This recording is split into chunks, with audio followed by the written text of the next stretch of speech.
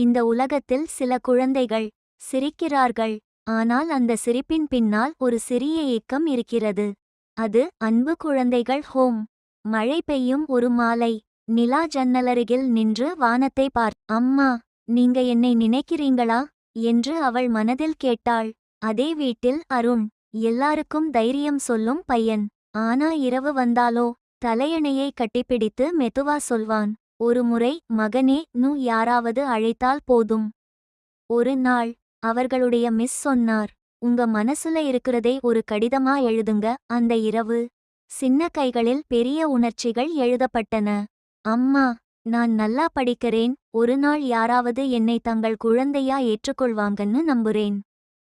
அடுத்த நாள் காலை மிஸ் எல்லா குழந்தைகளையும் அணைத்து கொண்டு சொன்னார், நீங்க தேவையில்லாதவர்கள் இல்லை.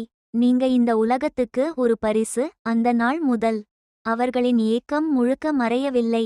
ஆனால் அதை தாங்க ஒரு நம்பிக்கை பிறந்தது. ஏனெனில் பாசம் இரத்தத்தில் மட்டும் வராது, மனசிலிருந்து வரும்.